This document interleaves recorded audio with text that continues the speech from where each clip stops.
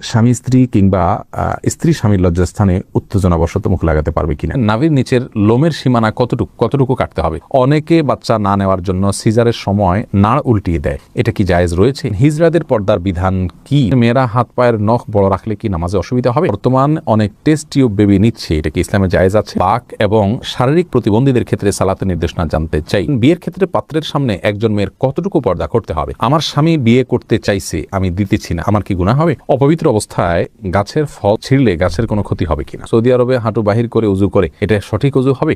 নাফিজা নুজহা জানতেছেন রাতে নখ কাটা যাবে কিনা, যাবে। গোসলের পর নখ কাটলে কি অপবিত্র হয়ে যাবে? না, হবে না। ফাইসাল, আপনি প্রশ্ন করেছেন অপবিত্র অবস্থায় গাছের ফল ছিঁড়লে গাছের কোনো ক্ষতি হবে কিনা। এর উত্তর হলো অপবিত্র অবস্থায় গাছের কোনো ফল ছিঁড়লে গাছের কোনো ক্ষতি হবে না, এমনকি যিনি ছিঁড়বেন তারও কোনো ক্ষতি হবে না।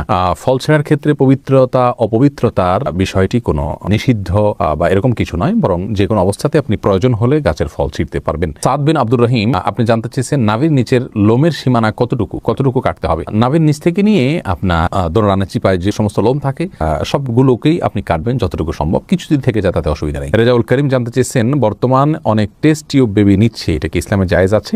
টেস্ট টিউব বেবি, এটাতে ইসলামের মৌলিক নির্দেশনা হলো যদি স্বামী স্ত্রীর বীর্য এবং শুক্রাণু থাকে এবং আরো কিছু শর্ত আছে, সেক্ষেত্রে মৌলিকভাবে এটি জায়েজ রয়েছে যদি নিরুপায় ব্যক্তি হয় তার জন্য। জাকির কাজী জানতে চেয়েছেন কোনো কারণে কবর পরিবর্তন করার বিধান কি? কবর পরিবর্তন করা যেতে পারে বিশেষ কোনো কারণে, আপনার কবরের উপরে হয়তো কোনো গৃহ বা মসজিদ সম্প্রসারণ করতে হচ্ছে, তাহলে সেক্ষেত্রে কবরে যিনি শায়িত আছেন তার ধ্বংসাবশেষকে কোনো একটা ব্যাগে বা কিছুতে নিয়ে অন্য সাধারণ কবরস্থানে একটা কবরে দাফন করে দেওয়া, এটা বিধিবদ্ধ, এটা নাজায়েজ বা গুনাহের কোনো কাজ নয়। তবে সেটা একান্ত প্রয়োজন হলে তখন যে কোনো হেনতন অজুহাতে এরকম করা যাবে না, এটা কবরের বাসীর প্রতি অসম্মান প্রদর্শন হবে সেক্ষেত্রে। তানজিন মিষ্টি জানতে চেয়েছেন মেয়েরা হাত পায়ের নখ বড় রাখলে কি নামাজে অসুবিধা হবে? নামাজ হয়ে যাবে যদি আপনি নখের ভেতরে চিপায় পানি পৌঁছাতে পারেন, তাহলে সেক্ষেত্রে নামাজ হয়ে যাবে, নামাজের কোনো সমস্যা নেই। তবে যদি ব্যাপারটি এরকম হয় যে নিচে পানি পৌঁছাচ্ছে না, অতিরিক্ত হওয়ার কারণে ময়লা জমে যাচ্ছে, তাহলে সেটা একে তো অনুচিত, দ্বিতীয়ত হলো যদি পানি না পৌঁছে তাহলে সেক্ষেত্রে নামাজই হবে না। যেমন নখ যদি বের হয়ে থাকে তাহলে তলার অংশতে পানি পৌঁছাইতে হবে,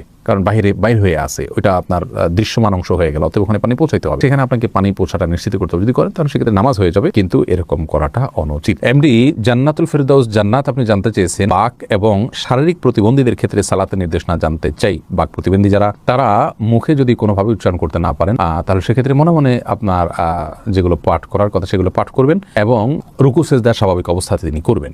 আর শারীরিক প্রতিবন্ধী যারা, তারা যেভাবে পারেন সেভাবে সালাত আদায় করবেন। আল্লাহ রাব্বুল আলামিন বলেছেন ফাত্তাকুল্লাহ মাসতাতা'তুম, তোমরা আল্লাহকে যতটুকু সাধ্যে কুলায় ততটুকু ভয় করো। অতএব প্রত্যেকের যার সাধ্য অনুযায়ী তার আমলগুলো সম্পাদন করতে হবে। আবু হানিফা আরিফ জানতে চেয়েছেন হিজড়াদের পর্দার বিধান কি? ভাই আবু হানিফা, হিজড়া যারা, তাদের জন্য পর্দার বিধান হলো তারা সাধারণ অবস্থাতে যদি পুরুষের সাথে তাদের সাদৃশ্যটা বেশি হয় তাহলে সেক্ষেত্রে তারা পুরুষদের সাথে দেখা করবেন, মেয়েদের সাথে পর্দা করবেন। আর যদি তাদের শারীরিক গঠন, মেয়েদের আলামত, মেয়েদের শরীরের গঠনটা তাদের মধ্যে বেশি থাকে, পুরুষের গঠনটা কম থাকে, তাহলে সেক্ষেত্রে মেয়েদের বিধান তাদের জন্য প্রযোজ্য হবে, তারা পুরুষদের সাথে পর্দা করবেন। এটা হলো একটি মত এবং সবচেয়ে প্রসিদ্ধ এবং গ্রহণযোগ্য মত। এছাড়া হিজড়াদেরকে নিয়ে আরো নানা রকমের মত রয়েছে ওলামায়ে কেরামের। নার্গিস আক্তার জানতে চেয়েছেন মেয়েদের নামাজ ভাঙতির সময় কি কি আমল করা যাবে? যখন নামাজ থাকবে না সেই সময় তিনি সব কাজ করতে পারবেন, শুধু নামাজ পড়বেন না, রোজা রাখবেন না, স্ত্রী সহবাস করবেন না, তওয়াফ করবেন না, এছাড়া সব কাজ করতে পারেন। কোরআনে কারীম স্পর্শ করা বা তেলাওয়াত করা, স্পর্শ করতে পারবেন না, তেলাওয়াত করার বিষয়টি বিতর্কিত বা এটা নিয়ে আলোচনা রয়েছে। অনেক ওলামায়ে কেরাম এটাকে অনুমোদন দিয়েছেন, সৌদি আরবের স্কলাররা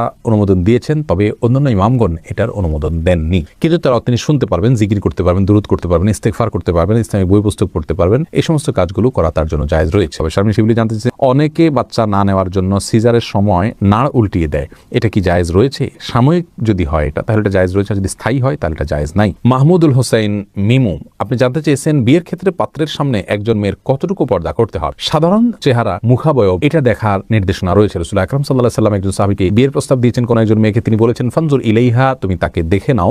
অন্য এক বর্ণনায় আসছে তিনি বলেছেন ফাইন্না ফি আয়ুনিল আনসারি, সেই আনসারি মেয়েকে বিয়ের প্রস্তাব করেছেন মুহাজির সাহাবী, তখন বলেছেন আনসারীদের চোখে একটু অসুবিধা আছে, অর্থাৎ ঘোরাটাই ভাব বা কিছু একটা আছে আঞ্চলিক, তখন তিনি বলেছেন যে তুমি দেখে নাও, তোমার ভালো লাগে তুমি করো। তো এখান থেকে বোঝা যায় যে সাধারণ যে অঙ্গগুলো আছে, হাত পা মুখ, এগুলো দেখবে, এর বাইরে এই প্রকাশ্য অঙ্গ ছাড়া তার অন্য কোনো অঙ্গ দেখতে যাবে না। চুল, মাথার চুল দেখতে পারে, এই জাতীয় বিষয়গুলো দেখবে, বা যে অঙ্গগুলো থাকে সেগুলো। মাহমুদুল্লাহ এই আইডি থেকে আপনি জানতে চেয়েছেন আমার স্বামী বিয়ে করতে চাইছে, আমি দিতেছি না, আমার কি গুনাহ হবে? তাহলে পুরুষ আইডি থেকে কোনো বোন হয়তো প্রশ্ন করেছেন। দেখুন, আপনার স্বামী যদি বিয়ে করতে চান আর আপনি তাকে বিবাহ করতে না দেন, যৌক্তিক কারণে যদি মানা করেন তাহলে তো ঠিক আছে। যেমন স্বামীর সেরকম আর্থিক সক্ষমতা নেই, শারীরিক সক্ষমতা নেই, বিবাহ করার মতো পরিবেশ তার জন্য নেই, তাহলে সেক্ষেত্রে আপনি বাধা দিতে পারেন। কিন্তু সেগুলো যদি তার থাকে তাহলে সেক্ষেত্রে আপনার জন্য বাধা দেওয়া উচিত নয়। তবে হ্যাঁ, এই কারণে আপনার গুনাহ হবে আমি সেটা বলবো না। বাধা আপনি দিতে পারেন এই অর্থে যে আপনি সতীন চাচ্ছেন না, আপনি স্বামীর কাজের পরিণাম তাদের উভয়ের জন্য ভালো হবে না, সেই দৃষ্টিকোণ থেকে আপনি বাধা দিচ্ছেন, তাহলে আপনি দিতেই পারেন, গুনাহ হবে না। কিন্তু যদি আপনার আল্লাহর বিধানের প্রতি আপনার অবজ্ঞা থাকে এবং অশ্রদ্ধা থাকে তাহলে সেটি ভিন্ন কথা। সেটার কারণে হলে গুনাহ শুধু হবে না, তার কারণে ঈমানও যেতে পারে। বিল্লাল বাঙালি আপনি জানতে চেয়েছেন সৌদি আরবে হাঁটু বাহির করে উজু করে এটা সঠিক অজু হবে? অজু হয়ে যাবে ভাই বিল্লাল, তবে হাঁটুর কাপড় সরিয়ে ফেলা এটা জায়েজ কিনা সেটা হলো মূল প্রশ্নের বিষয়। অজু নিয়ে এটা নিয়ে আপত্তি নেই, হাঁটুর কাপড় উঠায় উজু করলে উজু হয়ে যাবে, বা উজু অবস্থায় হাঁটুর কাপড় উঠে গেলেও উজু থাকবে, নষ্ট হয়ে যাবে না। কিন্তু হাঁটুর উপরে কাপড় উঠানো পুরুষের জন্য এটা জায়েজ কিনা, বিশেষ করে অন্য পুরুষদের সামনে, এই নিয়ে ওলামা একরামের এবং ফুকাহা একরামের মতো পার্থক্য আছে যে হাঁটু এটা সতরের অংশ কিনা। বিশুদ্ধ মত অনুযায়ী এটা সতরের অংশ। তো তবে সৌদি আরবের ওলামা একরাম এবং অনেকের মতেই আপনার হাঁটু এটা সতরের অংশ নয়। যেহেতু এটা সতরের অংশ নয়, যার কারণে এটা উন্মুক্ত হলে গুনাহ হবে না। এটার একটা যৌক্তিক ব্যাখ্যা এবং কারণ তাদের কাছে আছে, যার কারণে সেটাকে আমরা খারাপ সেন্সে দেখব না। তবে হ্যাঁ, একজন মুসলিমের জন্য যথাসম্ভব লাজ, লজ্জা এবং আপনার এই জাতীয় বিষয়গুলোর প্রতি খেয়াল রাখা উচিত, যাতে করে অন্যের সামনে তার ব্যক্তিত্ব রক্ষা হয়। ওসমান ইবনে আফফান রাদিয়াল্লাহু তাআলা আনহুর পায়ের গোছা পর্যন্ত কখনো দেখা যেত না। তিনি এতটা নিজেকে সংযত রাখতেন এবং কাপড় চোপড়ে আবৃত্তি করে রাখতেন। এটা এক ধরনের ভদ্রতা। যাই হোক, শরীয়তের বিধানের কথা বলতে গেলে যেহেতু একটা শরঈ ব্যাখ্যা রয়েছে তাদের কাছে, যার কারণে সেটাকে আমরা হারাম বা গুনাহ বলতে পারবো না। তারিয়া আলম আপনি জানতে চেয়েছেন কেউ বদদোয়া করলে এই বদদোয়া কাটানোর জন্য কি করতে হবে? বদদোয়া কাটানোর কোনো সিস্টেম নেই। আল্লাহর কাছে ইস্তেগফার করবেন এবং চেষ্টা করবেন ভালো পথে থাকার জন্য, আল্লাহর কাছে আশ্রয় চাইবেন।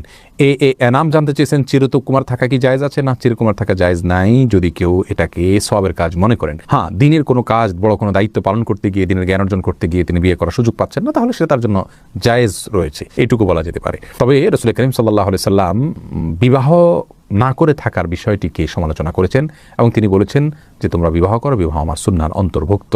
এই জন্য বিবাহ করে, সংসার করে তার ফাঁকে ফাঁকে ইবাদতবন্দি করা, ইলম শেখা, সেটা হলো উচিত এবং উত্তম। রিজওয়ানুর রহমান হৃদয় জানতে চেয়েছেন স্বামী স্ত্রী কিংবা স্ত্রী স্বামীর লজ্জাস্থানে উত্তেজনাবশত মুখ লাগাতে পারবে কিনা? এটা ঘৃণ্য কাজ ইসলাম শরিয়াতে। এটি আর কিছু না হলো মাকরু, কমপক্ষে হারাম সরাসরি না হলো মাকরু, অপছন্দনীয় কাজ। এরপরে এমডি জাকির জানতে চেয়েছেন দোকানে কি বিড়ি সিগারেট বিক্রি করা সম্পর্কে ইসলাম কি বলে? যদিও আমরা খাই না, আমরা বলেছি এই বিষয়ে একটা ভিডিও ক্লিপে, দোকানে বিড়ি সিগারেট রেখে বিক্রি করলে সেই উপার্জিত অর্থ আমাদের জন্য হালাল হবে না। যদি কেউ দোকানে বিড়ি সিগারেট না রেখে দোকানদারি করতে পারেন সেটা হবে সবচেয়ে ভালো। আর যদি এটা না রেখে তিনি তার কোনো উপায় না থাকে, তাহলে সেক্ষেত্রে এইটার উপার্জনের টাকাটাকে তিনি আলাদা করে রাখবেন, সেটা তিনি ভক্ষণ করবেন না এবং সেটা তিনি দান করে দিবেন।